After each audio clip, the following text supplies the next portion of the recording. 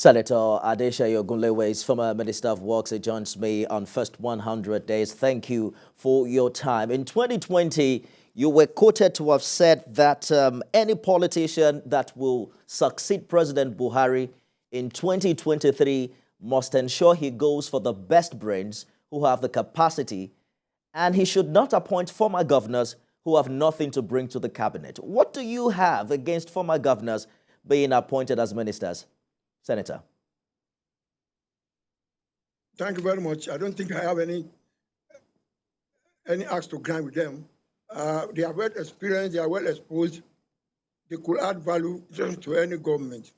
But my fear is independence of a governor who has had, the whole, so to speak, on the states as the last, the executive of that state, and his word was final. But as a minister, he has to subject himself to the National Assembly and to the executive, that is the president they are serving. Can they do so easily and successfully? That has ever been the bane of the progress in Nigeria. Why? The party position is different from the conviction of a strong minister who will want to dictate what is going to happen in the ministry, irrespective of the position of the manifesto of the party or the position of the president. But I'm sure, President Bola Ahmed Tinubu knows this terrain very well. His wishes will be final, and he will not allow any minister to dictate for them. We'll find out precisely in the coming days, Senator Adeshayo. Your position has been that no matter the manifesto you prepare as president, no matter the knowledge you have, if you don't have the cerebral and committed people in your cabinet, you're definitely going to fail. And that was your position under the former president, Muhammadu Buhari's administration. But what caliber of appointees are you looking at this time? Technocrats or politicians? Both. Both have a role to play. And politicians are also technocrats. The idea of labeling politicians as ordinary people, it is totally incorrect. There are many, many technocrats in politics. So, but the important thing is the position of Mr. President on issues. What does he want everybody to do? He should not allow ministers to dictate the policy to government. Public policy must be determined by the party and the presidency. And he must coordinate properly. What happened in last administration was too many people, too many ministers they were doing whatever they wanted to do. In some instances, the president is not aware of what a minister is doing. The minister didn't have access to him. He had to see the chief of staff before getting to the president. That was not good. You can see the open policy of this administration. That is, how many visitors have seen in the last 3 weeks? To my mind, they are far, far more than what Buhari saw in 8 years. You must open up. They must be available to people. So many people have ideas. They can, they can give to the president directly, independent whether they are ministers or not. So everybody must have access.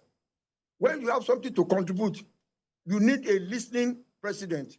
President whose doors he has opened. So he will have opportunity of listening to different set of opinion to assist him in governance. So all right, quickly. It's not only ministers that is going to run this government.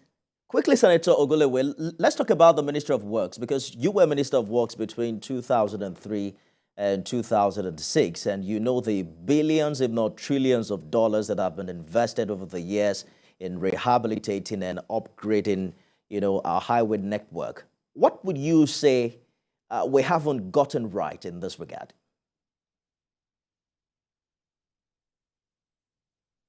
Well, it depends on the president. All over the world, appropriation will never be enough to provide infrastructure. The world has moved away from, relying only on appropriation. That was why they set up the Concession Commission. Most of this infrastructure should have been handed over to the Concession Commission so that they can concession some of them and allow the members of the public to participate. That is the way it is done everywhere in the world now. Government cannot fund provision of infrastructure alone. There must be public-private partnership. And that is what is going to save us. But for government to believe that it is the appropriation that will provide roads, all right, it will be very difficult because it will never be enough. So there's been a lot of reaction to Mr. President's first 30 days in office. Quite a number of people have shown understanding and have celebrated his initial moves, but there are a few Nigerians who are also concerned. Faduri Oluwadare Joseph at Fadojo just sent us a tweet. It says, it's been more difficult for ordinary Nigerians. Prices of things have gone 100% high, and life is tough for people to move around. Food prices are off the roof, no palliative for ordinary citizens, and no help from government. 37 days after announcing the removal of fuel subsidy. How do you react to that, Senator? But it is not the end yet. Chapter 2 of Nigerian Constitution provides for what government must do to make the people happy. Fundamental principle of state policy. So my own take is that, well, what are the needs of a typical Nigerian? One, food. He said he is going to set up commodity boards so that they can now, bulk purchase companies. Believe it or not, 60% of what we produce in Nigeria are wasted. They are not processed. They cannot be kept in the market. If you visit any typical market, Mile 12, you will see the level of, destruction of commodities because there is no processing, no storage facility. So if you have, bulk purchase company, okay, they can buy off all these foodstuffs and then resell to the populace. In terms of education, government can take off the burden of primary and secondary school education from parents. Free, compulsory primary. We're definitely counting on the ability of this administration not only to swing into action, but to do it now. At least now we're counting over a month after that big announcement was made. Senator Adeshaye Ogunlewe, former Minister of Works, thank you so much for talking to us on the program this evening. Thank you very much. Thank you very much. Well, that's our program today. You can watch a repeat broadcast at midnight and 6 a.m. tomorrow. I am Nifemi Oguntoye. I'm back at the top of the hour with a more comprehensive story. Stay.